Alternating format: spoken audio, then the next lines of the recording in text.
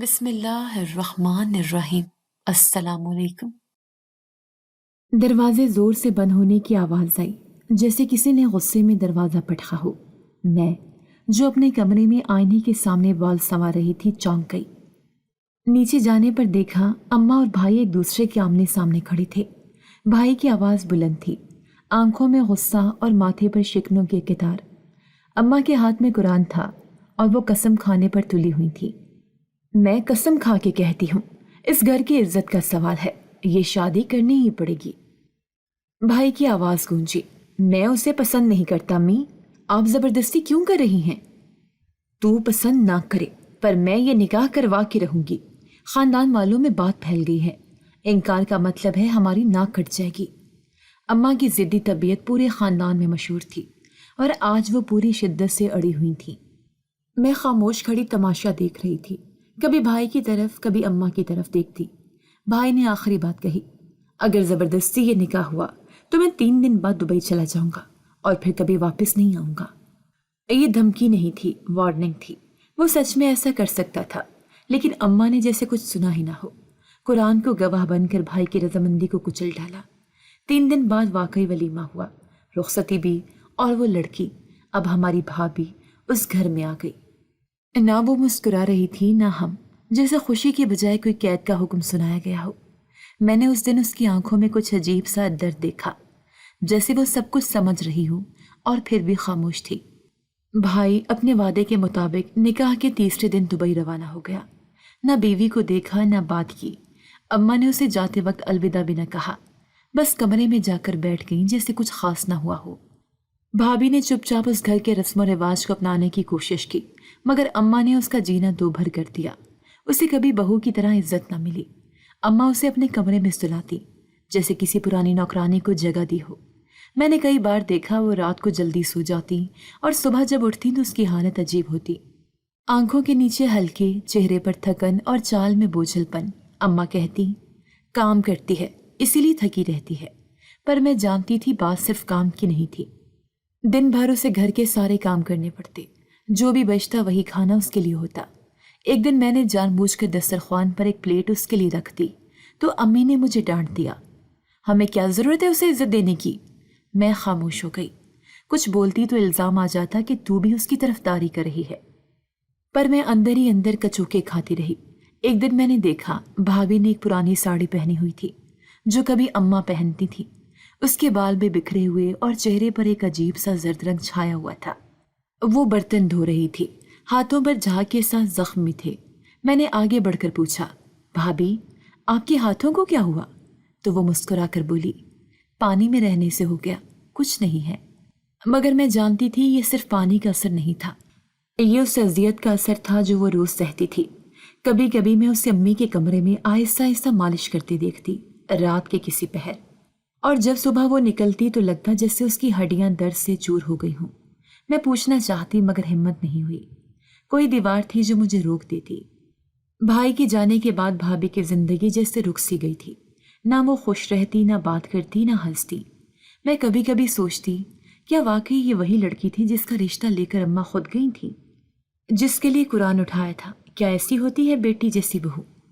امی کا سلوک سخت سے سختر ہوتا جا رہا تھا اور میں بس دیکھ رہی تھی، بے بس، گمسم اور اندر ہی اندر ٹوٹتی جا رہی تھی۔ صبح کے 6:30 بجے ہوں گے جب میری آنکھ کھلی۔ باہر آنگن میں ہلکی ہلکی روشنی پھیل رہی تھی اور کچن سے ہنڈیا کی ہلکی سی آواز آ رہی تھی۔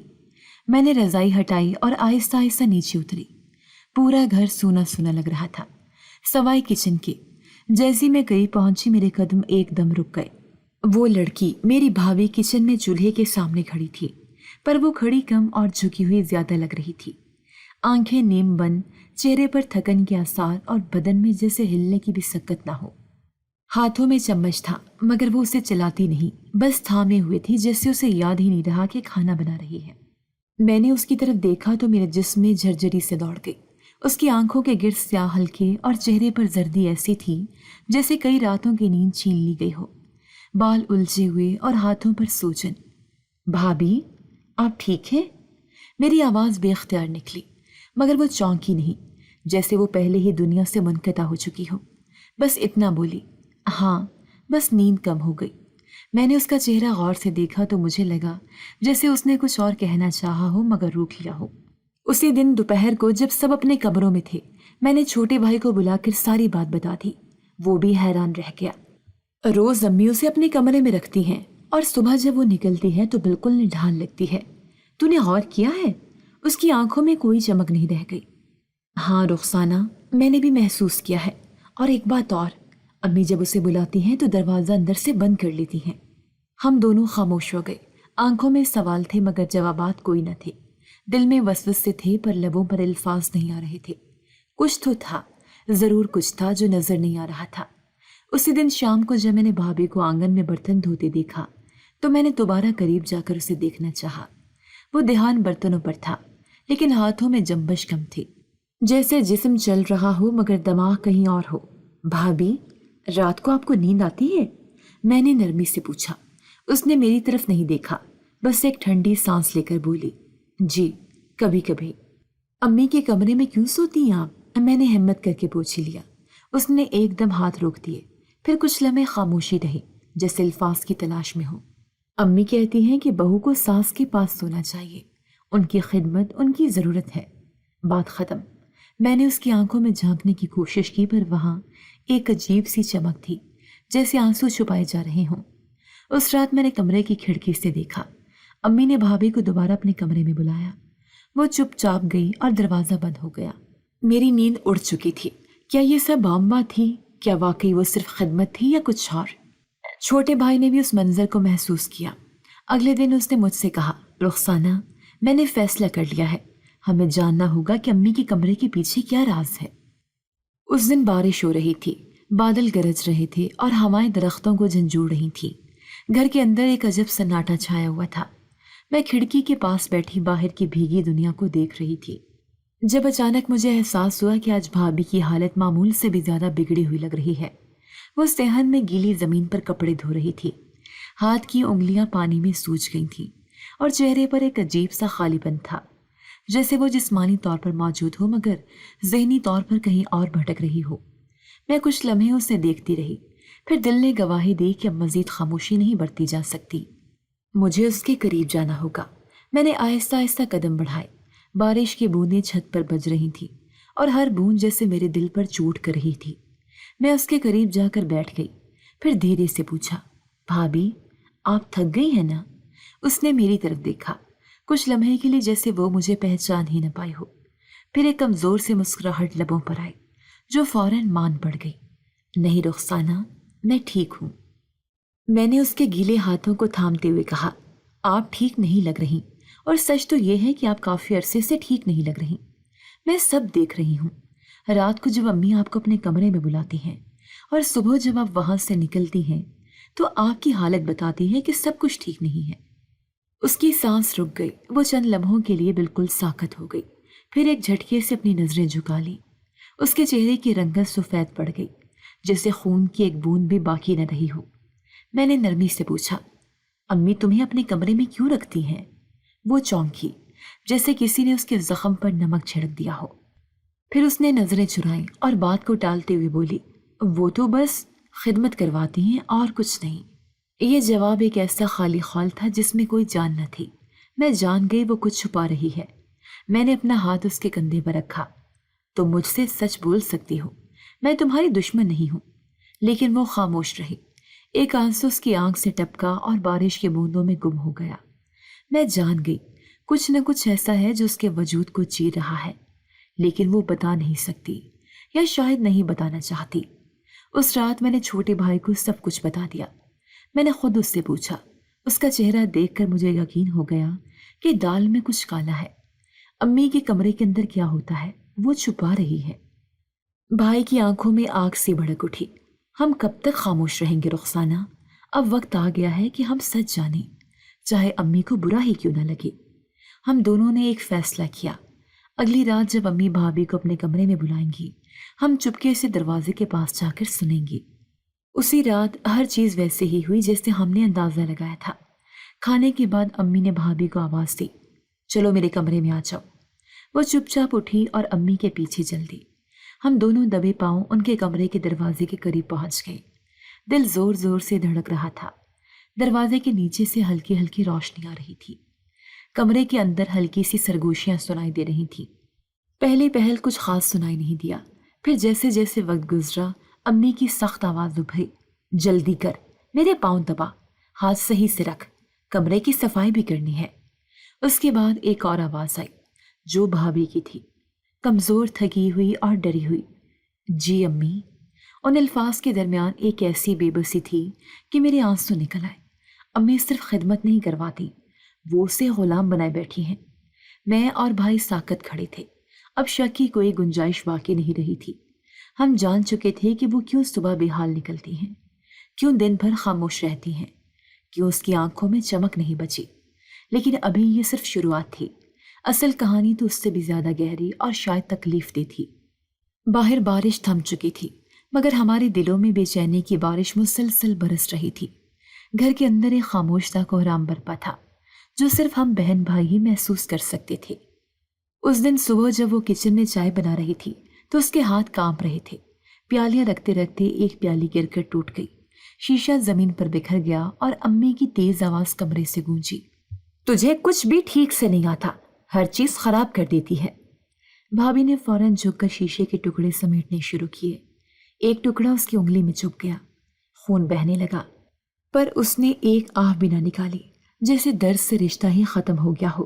میں نے آگے بڑھ کر اس کا ہاتھ پکڑا اور روئی سے خون صاف کیا، مگر اس نے نظریں جھکا لی۔ شام کو جب چھوٹا بھائی آیا تو میں نے وہ ساری بات اسے بتائی۔ اس نے کچھ دیر خاموشی سے سنا، پھر ایک گہرا سانس لیا اور بولا، بس بہت ہو گیا رخسانہ، اب میں بڑے بھائی سے بات کروں گا، اسے ساری حقیقت بتاؤں گا، شاید اس کا دل نرم پڑ جائے۔ میں جانتی تھی وہ یہ فیصلہ دل سے کر رہا ہے، لیکن مجھے یہ بھی اندازہ تھا کہ بڑے بھائی کی سرد مہری ہمیں مزید توڑ دے گی۔ اگلے دن چھوٹے بھائی نے دبئی کال کی، میں پاس ہی تھی، آوازیں صاف سنائی دے رہی تھی، بھائی آپ سے ضروری بات کرنی ہے، کہو۔ دوسری طرف سے بھائی کی آواز ٹھنڈی اور رسمی تھی، آپ کی بیوی، وہ جس سے آپ نے شادی کی، وہ یہاں اچھی حالت میں نہیں ہے، امی اسے بہت تنگ کر رہی ہیں، وہ دن رات کام کرتی ہے، رات کو بھی آرام نہیں کرتی، اس کی صحت خراب ہو گئی ہے، وہ زندہ تو ہے مگر جی نہیں رہی۔ دوسری طرف چند لمحے خاموشی رہی، پھر بھائی کی آواز آئی، مجھے اس سے کوئی لینا دینا نہیں، یہ شادی زبردستی ہوئی تھی، میں نے تب بھی کہا تھا، آج بھی کہتا ہوں، میری زندگی سے اس کا کوئی تعلق نہیں۔ یہ جملہ میرے اور چھوٹے بھائی کے دل پر خنجر کی طرح لگا۔ چھوٹے بھائی نے پھر سے کہا، لیکن بھائی آپ نے اس سے نکاح کیا ہے، وہ آپ کی بیوی ہے، آپ کا فرض ہے۔ فرض مت یاد دلاؤ مجھے، میں تم سب کی ضد کی وجہ سے اس نکاح میں بندھا تھا، اور اب جب میں آزاد ہوں تو مجھے کوئی پچھتاوا نہیں، اسے جو سہنا ہے سہے، میں اپنی زندگی میں خوش ہوں اور چاہتا ہوں کہ تم لوگ بھی اسے بھول جاؤ۔ کال کٹ گئی۔ چھوٹا بھائی بے حس و حرکت فون کو دیکھتا رہا۔ ہم دونوں جان چکے تھے کہ بڑے بھائی کے دل میں اپنی بیوی کے لیے ذرا برابر بھی احساس نہیں بچا۔ بھائی خاموشی سے صحن میں جا بیٹھا۔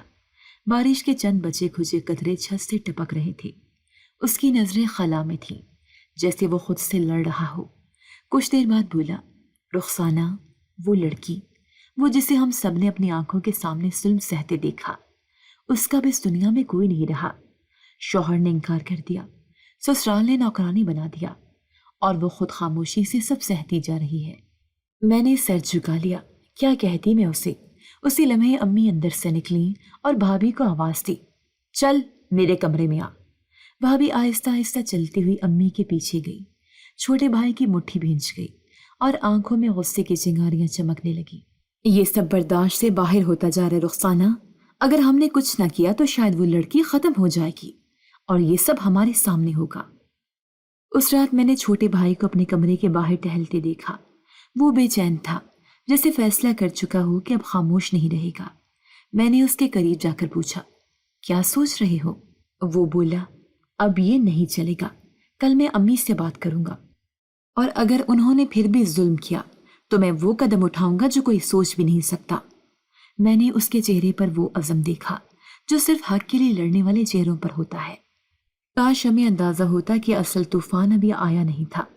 صبح کی روشنی آنگن پر بکھر رہی تھی، مگر اندر کا ماحول کسی اندھیرے غار سے کم نہ تھا۔ हवा में तनाव सा महसूस हो रहा था, जैसे कुछ होने वाला हो। छोटा भाई रात से खामोश था, लेकिन उसके चेहरे पर लिखी संजीदगी चीख चीख कर बता रही थी कि वो किसी फैसले पर पहुंच चुका है। अम्मी सोफे पर बैठी चाय पी रही थी और भाभी किचन में नाश्ता तैयार कर रही थी।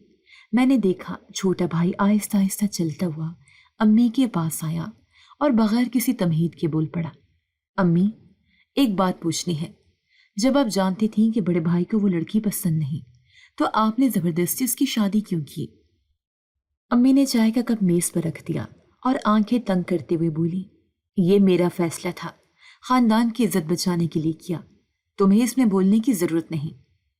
अम्मी, इज्जत जबरदस्ती से नहीं, सच्चाई से बचती है, और आपने जो किया उसका नतीजा भुगत रही है वो लड़की, जो दिन रात आपके जुल्म सह रही है। आपने उसके साथ बीवी का नहीं, नौकरानी का सलूक किया है। अम्मी ने तंग कर जवाब दिया, तुम मेरे फैसले पर सवाल उठा रहे हो? छोटा भाई तप गया, आंखें सुर्ख हो गई। वो बुलंद आवाज में बोला, जी उठा रहा हूं, क्योंकि ये सिर्फ फैसला नहीं, एक जुल्म है। अगर आपने उस लड़की पर अब और ज्यादती की तो मैं खामोश नहीं रहूंगा। ये भी एक इंसान है, ना कोई सामान ना कोई गुड़िया। अम्मी की आंखों में अचानक एक चालाक सी रोशनी चमकी, जैसे वो उसी लम्हे का इंतजार कर रही थी।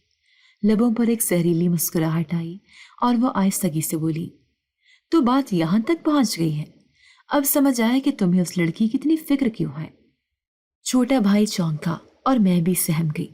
अम्मी की आवाज अब और जहरीली हो गई, तुम्हें वो पसंद आ गई है ना? तुम उसे फंसाना चाहते हो? कमरे में अचानक सन्नाटा छा गया। छोटे भाई का रंग फक हो गया। वो बेयकीनी से अम्मी को देखने लगा, जैसे उसके कानों ने कुछ गलत सुन लिया हो। क्या कहा आपने? उसने आहिस्ता मगर लरजती आवाज में पूछा। अम्मी ने तंजिया हंसी के साथ कहा, क्या मैं झूठ बोल रही हूं? तुम हर वक्त उसके आसपास फिरते हो, उसकी तरफदारी करते हो, और अब तो मेरे फैसले पर उंगली उठा रही हो। सीधी बात है, तुम उसे अपने लिए चाहते हो। ये सुनकर छोटे भाई के बर्दाश्त का बंधन टूटने के करीब था। उसने कुर्सी की पुश्त थामी, जैसे खुद को संभाल रहा हो। शर्म आनी चाहिए आपको अम्मी, आपने जो जुल्म किया वो तो एक तरफ, अब आपने इतना नीच इल्जाम लगा दिया। मैं उस लड़की की इज्जत करता हूं, इसीलिए उसके लिए आवाज उठा रहा हूं, और आपने। उसका गला रुंध गया, आंखों में आंसू झलकने लगे, लेकिन वो टपके नहीं। वो पलटा और वहां से चला गया। मैंने पीछे मुड़कर अम्मी को देखा। उनका चेहरा सख्ती से पत्थर जैसा हो चुका था। जीत की खुद साख्ता खुशी उनकी आंखों में थी, जैसे उन्होंने एक जंग जीत ली हो। भाभी जो किचन में सब सुन चुकी थी, बाहर आई। उसके चेहरे पर वही साकत इजहार था जो बरसों की मार और तानों के बाद चेहरे पर नक्श हो जाता है। वो खामोशी से अपने कमरे में चली गई, जैसे कुछ हुआ ही ना हो। लेकिन कुछ हुआ था, बहुत कुछ। मैंने छोटी भाई के कमरे का दरवाज़ा खटखटाया। उसने दरवाज़ा खोला तो उसकी आंखें लाल थीं। अंदर कमरे में खामोशी थी।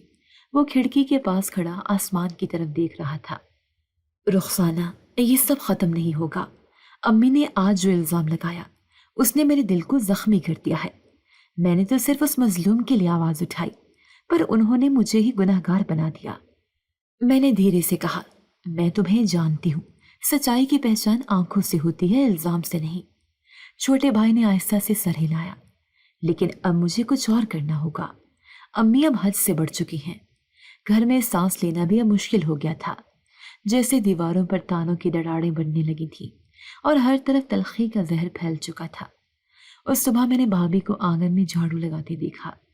वो बस हरकत कर रही थी, जैसे मशीन हो, जज्बात से आ रही।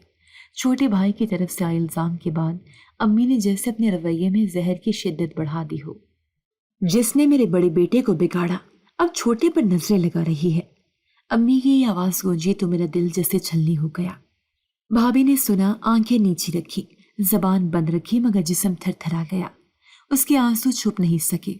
मैं पास गई तो उसने रुख मोड़ लिया, जैसे अपना दुख किसी से बांटने का हौसला ही ना हो रहा हो। अम्मी चलती रही। यही सब चाहती थी ना तू? पहले बड़े बेटे को काबू करना, फिर जब वो निकल गया हाथ से तो अब छोटे को लपक रही है। मेरे जब्त का बंधन भी कमजोर पड़ने लगा था। छोटे भाई ने सब सुन लिया। वो आंगन में दाखिल हुआ। कदमों की आवाज तेज थी, आंखों में तूफान। क्या इल्जाम लगा रही हैं आप अम्मी? اس کی آواز میں کپکپاہٹ تھی مگر الفاظ مضبوط تھے۔ امی نے غرور سے دیکھا جیسے وہ کسی جنگ میں فاتح ہوں۔ سچ سننے کی ہمت نہیں ہے تمہیں؟ بیٹا تمہارا پاک دامن رہے تو شہر چھوڑ دو، نوکری کرو، اس گھر سے دور رہو، تبھی بچ سکو گے اس کے جال سے۔ چھوٹے بھائی کا منہ کھلا رہ گیا جیسے اسے امی کی بات پر یقین ہی نہ آ رہا ہو۔ کچھ لمحے وہ بس کھڑا رہا، پھر پیچھے ہٹا، ایک طویل نظر بھابھی پر ڈالی جو زمین پر بیٹھی تھی، آنکھیں بند، چہرے پر آنسو اور سناٹا۔ اس کے بعد وہ پلٹا اور کمرے کی طرف چلا گیا۔ میں بھی پیچھے پیچھے گئی، کمرہ سمیٹنے لگا، کپڑے، کاغذات، بیگ، سب کچھ ایک سفری بیگ میں رکھنا شروع کر دیا۔ کہاں جا رہے ہو؟ میں نے پوچھا، وہی کرنے جو امی نے کہا۔ اس کی آواز تھکی ہوئی تھی جیسے وہ کسی بوجھ سے دبا جا رہا ہو۔ تم مان لو گی ان کی بات؟ میں نے بے بسی سے پوچھا۔ اس نے میری طرف دیکھا، آنکھوں میں اداسی اور بے بسی کا طوفان چھپا تھا۔ رخسانہ، اگر میں یہیں رہا تو یا تو میں ان کے ہر دن کے طعنے سہتا رہوں گا یا ایک دن مجھے وہی بننا پڑے گا جو وہ چاہتی ہیں۔ بہتر ہے کہ میں چلا جاؤں۔ اپنے ضمیر کو سلامت رکھتے ہوئے اس شام وہ چلا گیا۔ امی نے ایک فاتح کی طرح سکون کا سانس لیا، جیسے ایک اور دشمن کو شکست دے دی ہو۔ چھوٹے بھائی کے جانے کے بعد بھابھی پر امی کا ظلم جیسے دگنا ہو گیا۔ اب نہ وہ اس سے آرام سے بات کرتی تھی، نہ ہی اسے کسی چیز کی اجازت تھی۔ بات بات پر ڈانٹ، تانے، کھانے کی کمی اور ہر دن نئی ذلت۔ امی کہتی، اب تو تیرا رستہ صاف ہے نا، اب تو کوئی روکنے والا بھی نہیں، کر لے جو چاہے، پر یاد رکھ میں تجھے کبھی سکون سے جینے نہیں دوں گی۔ بھابھی کا چہرہ بالکل بے رنگ ہو چکا تھا، جیسے وہ خود کو اندر سے کھو چکی ہوں۔ وہ نہ ہنستی، نہ بولتی، نہ کسی سے نظر ملاتی، صرف کام کرتی، امی کے حکم پر، چپ چاپ بنا کسی سوال کے۔ میں اس کے ساتھ کھانا کھانے بیٹھنا چاہتی تھی، پر امی نے صاف کہہ دیا، جو میرے خلاف جائے گا وہ میرے ساتھ نہیں بیٹھے گا۔ گھر کے اندر کے رشتے چھوٹنے لگے تھے اور میرے اندر ایک خالی پن بسنے لگا تھا۔ چھوٹے بھائی کا جانا صرف ایک سفر نہیں تھا، وہ ہمارے گھر سے انسانیت کا آخری چراغ بھی ساتھ لے گیا تھا۔ دن جیسے گھسٹ گھسٹ کر گزرنے لگے تھے، صبح، شامیں اور راتیں سب ایک جیسے دکھ سے بھری ہوئی تھی۔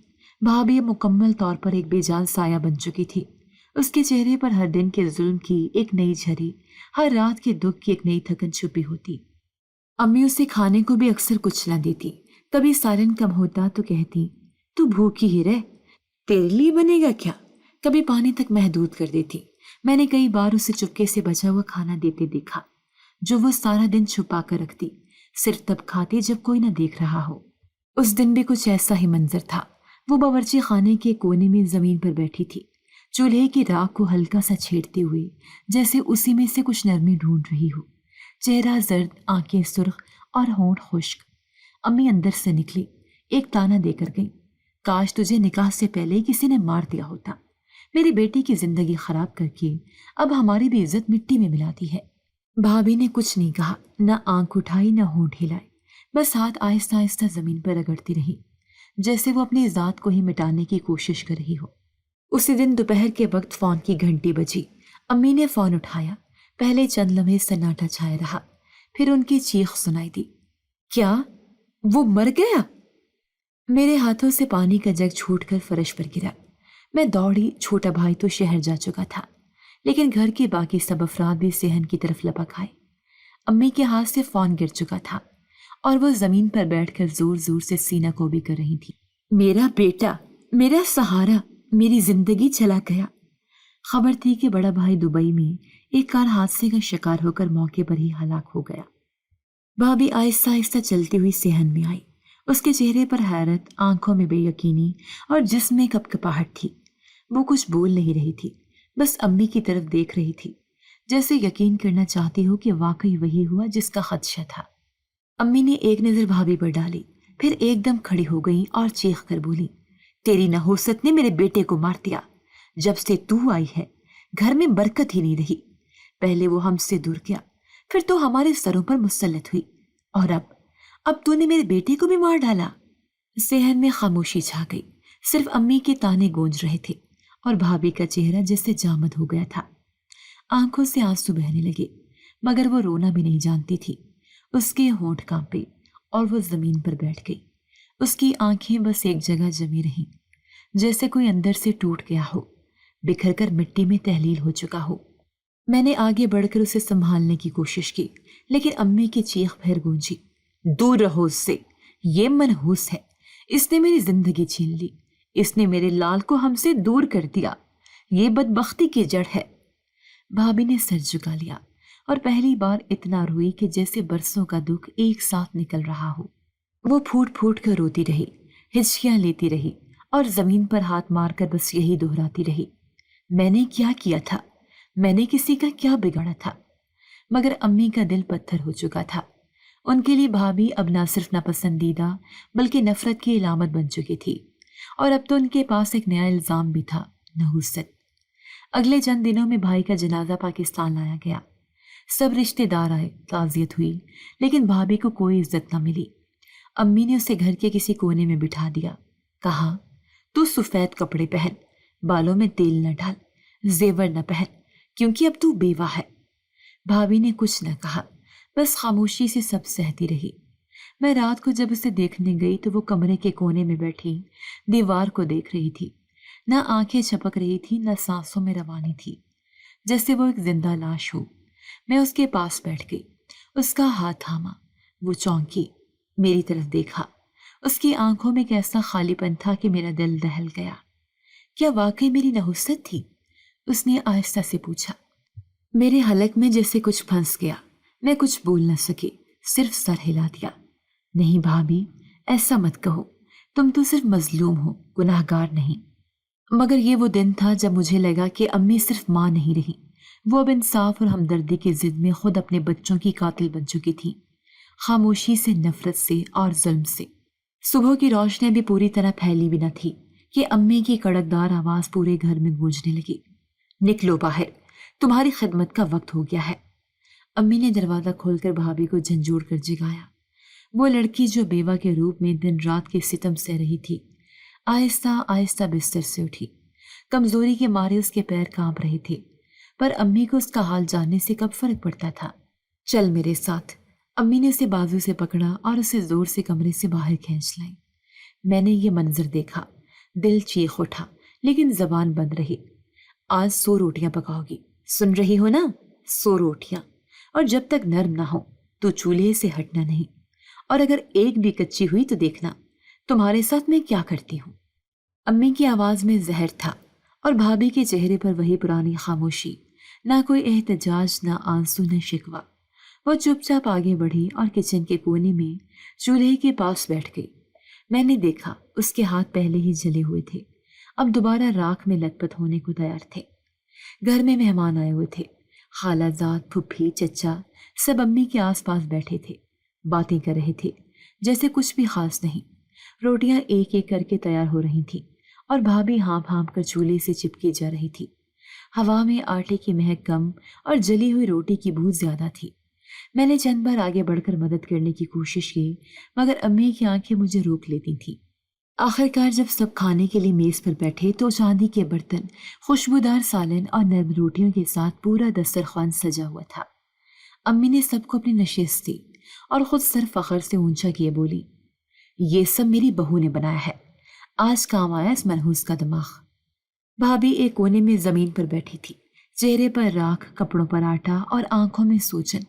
वो मुंतजर थी, शायद कोई आवाज दी, कोई कहे आओ तुम भी बैठो, मगर सब अपनी प्लेटों में मसरूफ थे। अम्मी ने उसकी तरफ देखा, फिर तंज से बोली, इसे खाने की जरूरत क्या है, इसका बोझ उठा रही है, यही काफी है।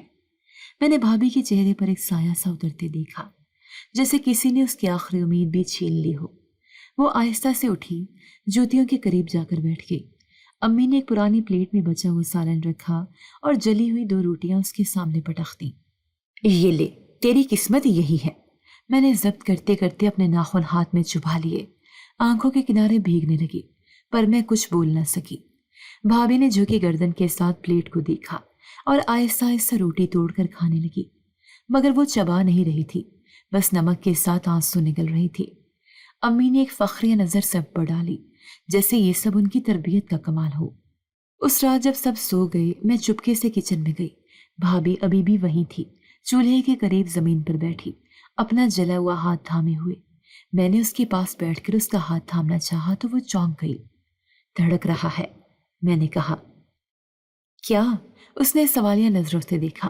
تمہارا دل ابھی بھی دھڑک رہا ہے، ابھی تم زندہ ہو، اور جب تک زندہ ہو تمہیں ظلم سہنے کا حق نہیں، لڑنے کا حق ہے۔ اس کی آنکھوں میں نمی تھی، مگر ایک لمحے کو مجھے لگا جس سے روشنی لوٹ آئی ہو، مگر وہ روشنی بہت دھندلی تھی اور امی کا اندھیرا بہت گہرا۔ اس صبح ہوا میں ایک عجیب سی نمی تھی، جیسے فضا خود بھی بھیگ چکی ہو آنسوں سے۔ گھر کے صحن میں صبح کا وقت تھا، مگر سکون کہیں گم ہو چکا تھا۔ میں اندر کمرے میں بیٹھی آئینے کے سامنے اپنا دوپٹہ سیدھا کر رہی تھی کہ اماں کی آواز پیچھے سے گونجی۔ تیار ہو جا، رشتہ دیکھنے آ رہے ہیں، لڑکے والے اچھے ہیں، دبئی میں کام کرتے ہیں۔ میں نے آئینے میں اپنے چہرے کو دیکھا، دل میں ایک ہلکی سی امید جاگی، شاید آج کچھ بہتر ہونے والا ہو، شاید میرے نصیب میں سکون کا ایک لمحہ لکھا ہو۔ میں نے بھابھی کو دیکھا جو دروازے کی چوکھٹ پر کھڑی تھی، تھکن سے چور مگر پھر بھی اپنی دھیمی مسکراہٹ سے میرے لیے نرمی کا پیغام لائی۔ تم بھی تیار ہو جاؤ بھابھی، امی کی مدد کرو، میں نے اسے مسکرا کر کہا۔ بھابھی نے ہلکا سا سر ہلایا اور فوراً کچن کی طرف بڑھ گئی۔ وہ کھانے کی تیاری میں لگ گئی، ہر کونے کی صفائی میں وہ جان ڈال رہی تھی، جیسے یہ رشتہ اس کے لیے ہو، مگر وہ تو بس سلیقہ مند تھی، خاموش، تابع اور خدمت گزار۔ دوپہر کو مہمان آئے، صحن میں چادر بچھا دی گئی تھی، کولڈ ڈرنک، بسکٹ، لیمکو، چائے، سب کچھ رکھا گیا۔ میں صاف ستھرے کپڑوں میں تیار ہو کر آئی، مگر جیسے ہی لڑکے والوں کی نظریں مجھ پر پڑی، ان کی دلچسپی بھابھی کی طرف مڑ گئی، جو کچن سے ٹرے لے کر آ رہی تھی۔ وہ سادہ لباس میں تھی، دوپٹہ سر پر، نظر جھکی ہوئی، مگر آنکھوں میں ایک ایسی خاموشی کی گہرائی تھی جس میں ہر کوئی ڈوب سکتا تھا۔ لڑکے کی ماں نے آہستہ سے اپنی بیٹی کی طرف دیکھا، پھر مجھ سے پوچھا، وہ کون ہے؟ امی نے سرد لہجے میں کہا، بڑے بیٹے کی بیوہ ہے۔ ماحول میں ایک پل کی خاموشی چھا گئی، پھر وہ عورت بولی، وہ بہت باادب اور سلیقہ مند لگتی ہے، آپ کی تربیت واقعی نظر آتی ہے۔ امی کے چہرے پر چھپتا ہوا غصہ آہستہ آہستہ سرخی بننے لگا۔ رشتہ میری بجائے میری بھابھی میں دلچسپی لینے لگا تھا۔ یہ بات ان کے غرور کو زخم دے گئی۔ مہمان چلے گئے۔ میں نے دل میں سوچا، اگر وہ مجھے پسند نہ کریں تو کوئی بات نہیں، ہر رشتہ نصیب میں نہیں ہوتا۔ مگر امی کا پارا چڑھ چکا تھا۔ جیسے دروازہ بند ہوا وہ ایک دم بھابھی کی طرف لپکی اور گرجتی آواز میں بولی، تو یہی چاہتی تھی نا کہ سب کی نظریں تجھ پر جائیں؟ بھابھی نے چونک کر دیکھا۔ نہیں امی، میں نے تو کچھ بھی نہیں۔ چپ کر، جان بوجھ کر ادائیں دکھاتی ہے، اپنی معصومیت کے پردے میں سب کو لبھاتی ہے۔ اب میری بیٹی کا رشتہ بھی چھیننے لگی ہے تو؟ امی نے اچانک غصے میں آ کر بھابھی کو تھپڑ مارا۔ میں صدمے سے اچھل پڑی۔ وہ لڑکی جو پورے گھر کے لیے دن رات محنت کرتی تھی، جس نے کبھی نظر اٹھا کر بات نہیں کی، آج بے گناہی کی سزا پا رہی تھی۔ نہیں امی، وہ تو بس… میں نے کچھ کہنا چاہا۔ تم خاموش رہو، تم کچھ نہیں جانتی۔ یہ لڑکی بہت چالاک ہے، تمہارے بھائی کو بھی پھانسنے کی کوشش کی تھی، اور اب یہ دوسروں کو بھی اپنی طرف کر رہی ہے۔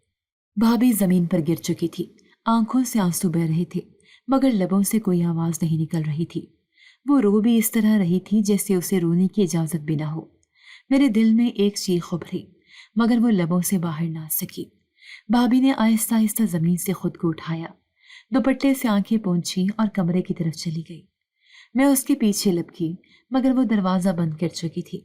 میں نے دروازے سے کان لگا کر سنا، اندر بس خاموشی تھی، ایک ایسی خاموشی جو دل چیر دینے والی تھی۔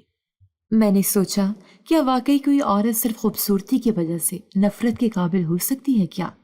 خدمت، خاموشی، دکھ سہنا کافی نہیں ہوتا اس کے کردار کی گواہی دینے کے لیے۔ گھر کی چھت پر اداسی جیسے ہر کونے میں بسی ہوئی تھی، ہر دیوار، ہر در، ہر چیز پر ظلم کے نشان ثبت ہو چکے تھے۔ اس دن امی کا چہرہ پہلے سے زیادہ سخت لگا، شاید اندر کا زہر اب پورے وجود میں اتر چکا تھا۔ وہ کمرے سے باہر نکلی، بھابھی کو بلایا اور بولی، آج تیرا حسن بھی چھین لوں گی تاکہ تجھے آئندہ کسی آئینے سے بھی شرم آئے۔ میں صحن میں کھڑی تھی اور یہ سن کر جیسے میرے قدم زمین سے جڑ گئے۔ تو بیوہ ہے، تجھے سنورنے کا کوئی حق نہیں۔ یہ چمکتے بال، یہ آنکھوں کی چمک، سب چھین لوں گی۔ امی بڑی بے دردی سے اسے للکار رہی تھی۔ بھابھی کے آنسو مسلسل بہتے جا رہے تھے، لیکن وہ خاموش تھی، جیسے ہر درد سہنے کی عادی ہو چکی ہو۔ امی نے جلے ہوئے لہجے میں کہا، اب تو مکمل بیوہ لگے گی، اب کوئی تجھے گھورے گا بھی نہیں۔ امی نے ایک پھٹا پرانا سفید جوڑا بھابھی کی طرف پھینکا۔ میں چیخنا چاہتی تھی، بھاگ کر بھابھی کو اپنے سینے سے لگانا چاہتی تھی، مگر میرے پاؤں نے حرکت کرنا چھوڑ دیا تھا۔ اندر کی بزدلی بار بار مجھے روک لیتی تھی۔ دوپہر کو کچن میں جب وہ پکوڑے بنا رہی تھی، ہاتھ کی لرزش نے غلطی کرا دی۔ کچھ پکوڑے جل گئے اور امی کی نظر جیسے طاق میں تھی۔ وہ آگ بگولا ہو کر کچن میں داخل ہوئی، چمٹا اٹھایا اور اس کے ہاتھ پر مار دیا۔ جان بوجھ کر جلاتی ہے کھانا تاکہ ہمیں زہر دے سکے، سب کو ختم کرنا چاہتی ہے تو؟ امی نے ایک زوردار دھکا دیا۔ وہ لڑکھڑاتی ہوئی کچن کے دروازے سے ٹکرائی، دوپٹہ سر سے سرک گیا۔ وہ جیسے ہی دروازے سے باہر نکلی، اس کے قدم لڑکھڑائے، آنکھوں میں اندھیرا چھا گیا اور وہ ٹکراتی ہوئی صحن کے بڑے دروازے سے جا لگی۔ اچانک ایک مانوس آواز گونجی، بھابھی! وہ آواز بجلی کی طرح میرے جسم میں دوڑی۔ میں بھاگ کر باہر آئی تو منظر میری آنکھوں کے سامنے ٹھہر گیا۔ دروازے پر چھوٹا بھائی کھڑا تھا جو کئی مہینوں بعد شہر سے واپس آیا تھا۔ اس کے ہاتھوں میں بیگ تھا، چہرے پر تھکن مگر آنکھوں میں سوالات کی آگ۔ اس نے بھابھی کو سہارا دیا، اس کا جلا ہوا ہاتھ دیکھا، اس کے گالوں پر بہتے آنسو اور بکھرے بالوں کو دیکھا، اور پھر آنکھیں بند کر لی جس سے اندر کا طوفان قابو سے باہر ہو گیا ہو۔ یہ کیا کیا آپ نے؟ اس کی آواز بھرائی ہوئی تھی، غصے اور دکھ میں لپٹی ہوئی۔ امی پیچھے سے آئیں اور بولی، تو وقت پر آ گیا، دیکھ لے اپنے محبوب کی حقیقت، جلی ہوئی روٹی، بکھرے بال، ہاتھ میں زخم اور پھر بھی معصوم بننے کی اداکاری۔ چھوٹے بھائی نے ماں کی طرف دیکھا اور پہلی بار مجھے لگا جیسے اس کے چہرے پر شگفتگی کے ساتھ ساتھ نفرت کا سایہ بھی اتر آیا ہو۔ امی، آپ کو اللہ کا خوف نہیں آیا؟ اس کے ساتھ اتنا ظلم، یہ تو بیوہ ہے اور آپ نے اسے بیوہ سے بھی بدتر زندگی دی تھی۔ انسان بھی جانور پر ترس کھاتا ہے، آپ نے تو انسان کو بھی پیچھے چھوڑ دیا۔ امی نے غصے سے منہ موڑا، تو بھی اسی کے لیے آیا ہے نا؟ یہی تو میں شروع سے کہہ رہی ہوں۔ بھائی نے بھابھی کا چہرہ دیکھا جو اب بھی نیچے جھکا ہوا تھا۔ اس کی آنکھوں میں آنسو تھے مگر لب خاموش تھے۔ نہیں، میں اس کے لیے نہیں، انسانیت کے لیے آیا ہوں، اور اب بس بہت ہو گیا، اب یہ ظلم نہیں چلے گا۔ چھوٹے بھائی نے اسے سہارا دیا اور کمرے میں لے گیا۔ امی کچھ لمحے وہیں کھڑی نہیں، شاید انہیں یقین نہیں آ رہا تھا کہ وہ پلٹ کر آیا ہے اور اس بار ان کے خلاف آیا ہے۔ چھوٹے بھائی نے جب بھابھی کو سہارا دے کر کمرے میں لے جایا تو ہم سب ایک ایسی خاموشی میں ڈوب گئے تھے جو آنے والے طوفان کا پیش خیمہ تھی۔ بھابھی کے جلے ہاتھ پر مرہم رکھتے وقت وہ کچھ نہیں بولا، بس بار بار اس کی طرف دیکھتا رہا۔ اس کی نظریں سوال کر رہی تھیں اور جواب میں بھابھی کے آنسو ہی سب کچھ کہہ رہے تھے۔ بھائی نے آہستگی سے بھابھی کا ہاتھ تھاما اور پوچھا، کیا اور بھی کچھ ہے جو میں نہیں جانتا؟ بھابھی نے نظریں جھکا لی، لب تھر تھرا گئے۔ وہ دھیرے سے بس اتنا بولی، مجھے خاموش رہنے کو کہا گیا تھا، میں نے سب سہا کیونکہ یہی سکھایا گیا تھا۔ ایک لمحے کو بھائی کی آنکھوں میں کچھ ٹوٹ گیا۔ وہ کھڑا ہوا اور کمرے سے باہر نکل آیا۔ اس کی چال میں اب وہ نرمی نہیں تھی، وہ قدم جو کبھی اماں کے سامنے جھک جایا کرتے تھے آج سیدھے ہو چکے تھے۔ امی صحن میں بیٹھی تھی جیسے کچھ بھی نہ ہوا ہو، آنکھوں میں وہی غرور، ہونٹوں پر وہی طنز کی مسکراہٹ۔ بھائی سیدھا ان کے سامنے جا کھڑا ہوا۔ بس کر دی اماں؟ امی نے چونک کر دیکھا جیسے انہیں اندازہ نہیں تھا کہ وہ اس انداز میں بولے گا۔ کیا ہوا؟ اب پھر اس مظلومہ کی کہانی سنانے آیا ہے؟ ماں، وہ مظلومہ نہیں ہے، وہ انسان ہے، اور جو کچھ آپ نے اس کے ساتھ کیا ہے وہ گناہ ہے، صرف گناہ نہیں، ایک بہت بڑا ظلم بھی، اور سب سے بڑا جھوٹ۔ امی کی پیشانی پر بل پڑ گئے۔ کیسا جھوٹ؟ وہی جھوٹ جس پر آپ نے ساری بنیاد رکھی کہ میرا بڑا بھائی مر گیا ہے۔ امی کے چہرے پر ہوائیاں اڑنے لگی، وہ فوراً پلٹی۔ کیا بکواس ہے یہ؟ سچ ہے، اور اب آپ چھپا نہیں سکتی، وہ مرا نہیں ہے، اس نے طلاق دی ہے، اور آپ نے یہ بات سب سے چھپائی تاکہ آپ اس لڑکی کو بیوہ بنا کر اس کی زندگی جہنم بنا سکے۔ آپ نے صرف اپنے غرور، اپنی ہٹ دھرمی اور ضد کی خاطر ایک جیتی جاگتی عورت کو مردہ بنا دیا۔ امی کا چہرہ زرد پڑنے لگا، وہ لڑکھڑا کر بیٹھ گئی۔ وہ مجھے چھوڑ گیا تھا، میں کیا کرتی؟ خاندان کو کیا جواب دیتی؟ دنیا کیا کہتی؟ میں نے سوچا سزا دینی ہی ہوگی اسے بھی، اور اس لڑکی کو بھی۔ سزا؟ بھائی کی آواز لرز گئی۔ کیا وہ مجرم تھی، سزا کے لائق؟ کیا اس نے زبردستی نکاح کیا تھا؟ کیا اس کا قصور یہ تھا کہ وہ آپ کی پسند کی دلہن تھی؟ امی کے ہونٹ سلے رہ گئے۔ ماں، وہ آپ کی بہو تھی اور آپ نے اسے نوکرانی بنا کر رکھا۔ آپ نے اس کے کپڑے چھینے، اس کی بال کاٹے، اس پر ہاتھ اٹھایا، اسے نفسیاتی اذیت دی۔ آپ نے اسے ایک انسان کے بجائے ایک سزا کے نشان میں بدل دیا، اور اب وہ سب نہیں چلے گا۔ امی نے آنکھیں بیچی جیسے سب ختم ہو چکا ہو۔ بھائی نے پوری حوصلہ مندی سے کہا، میں نے فیصلہ کر لیا ہے، میں اس سے نکاح کروں گا۔ امی کی آنکھیں کھل گئی۔ کیا؟ ہاں، نکاح۔ میں اس لڑکی کو وہ مقام دوں گا جو آپ نے اس سے چھین لیا۔ میں اس کو عزت دوں گا، اس کا ہاتھ تھاموں گا، اس کی حفاظت کروں گا، کیونکہ وہ صرف میری بھابھی نہیں، ایک عورت ہے، اور عورت صرف تانے سہنے کے لیے نہیں بنی۔ امی اٹھنے لگی، لیکن ان کے قدم لرزنے لگے۔ دنیا کیا کہے گی؟ لوگ ہنسیں گے ہم پر۔ دنیا کیا کہتی ہے اس سے فرق نہیں پڑتا۔ ماں، جو سچ ہے وہ سچ ہے، اور جو غلط ہے اس کی قیمت ہمیں چکانی ہی پڑے گی۔ میں نے دیکھا امی کے چہرے سے غرور کا رنگ چھن رہا تھا، ان کی آنکھوں میں ہار کا عکس دکھائی دے رہا تھا۔ بھائی پلٹا اور میرے پاس آیا۔ رخسانہ، تم گواہ ہو، میں نے وہ فیصلہ کیا ہے جو کسی کو کرنا چاہیے تھا بہت پہلے۔ میں نے سر ہلایا، دل میں کچھ نرم ہو رہا تھا، شاید انصاف کا پہلا بیج بویا جا چکا تھا۔ بھائی نے بھابھی کو آواز دی، آؤ، میں تمہیں عزت سے اپنے نکاح میں لینا چاہتا ہوں، اپنی مرضی سے، سچے دل سے۔ اور اس بار بھابھی کے قدم رکے نہیں، اس کے آنسو رکے نہیں، اور ہمارے گھر میں برسوں بعد پہلی بار ہوا رک کر سانس لینے لگی۔ نکاح ہو چکا تھا، سادگی سے، خاموشی سے، اور عزت کے ساتھ۔ چھوٹے بھائی نے وہ کام کیا جو کسی نے برسوں پہلے کرنا چاہیے تھا، ظلم کے خلاف قدم اٹھایا، سچ کا ساتھ دیا، اور بھابھی کو وہ مقام دیا جس کی وہ حقدار تھی۔ اس روز جب نکاح کے بعد وہ دونوں مسجد سے لوٹے تو اماں کا چہرہ زرد تھا، جیسے برسوں کی چالاکیوں کا بوجھ ان کے وجود پر جا بیٹھا ہو۔ ان کی آنکھوں میں ہار کی تھکن صاف جھلک رہی تھی، لیکن ان کے لب اب بھی تنے ہوئے تھے۔ غرور کا سایہ شاید مکمل نہیں ٹوٹا تھا۔ بھائی نے بھابھی کو کمرے میں لے جا کر بٹھایا، پانی دیا، اور پھر دھیرے سے اس کے جلے ہاتھ پر مرہم رکھا۔ وہ لمحہ ایسا تھا کہ کمرے کی ہوا میں پہلی بار محبت کی مہک محسوس ہوئی، جیسے اذیت کے اندھیروں میں کوئی نرم کرن چمکنے لگی ہو۔ مگر شاید قسمت کو ابھی اور سچ دکھانے تھے۔ نکاح کے دوسرے دن جب سب لوگ صبح کی چائے کے لیے جمع ہو رہے تھے، ایک فون کال آئی۔ پھپھی کا فون تھا۔ ان کی آواز میں حیرت اور ہلکا سا طنز بھی شامل تھا۔ سنا ہے تمہارے چھوٹے بیٹے کا نکاح ہو گیا، تم نے اس لڑکی سے نکاح کروا دیا جو تمہاری بڑی بہو تھی، اور وہ لڑکی جسے تم نے اپنی بڑی بہو بنانا چاہا تھا، وہ تو اصل میں تمہارے چھوٹے بیٹے کو پسند کرتی تھی۔ یہ سن کر جیسے اماں کے ہاتھ سے چائے کی پیالی چھوٹ گئی، وہ تیزی سے بولی، کیا بکواس ہے یہ؟ پھپھی ہنسنے لگی، یہ سب تمہیں کب سے پتا تھا؟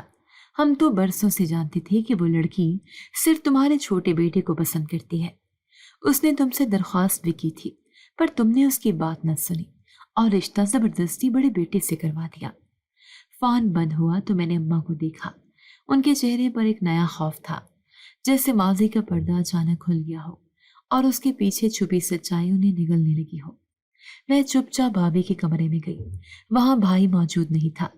بھابھی کسی کونے میں بیٹھی تھی، دعا مانگ رہی تھی، اور اس کے چہرے پر وہی سکون تھا جس کی وہ برسوں سے پیاسی تھی۔ میں اس کے قریب گئی اور اس کا ہاتھ تھام لیا۔ اب تمہیں انصاف ملا ہے، اب تم بیوہ نہیں زندہ ہو۔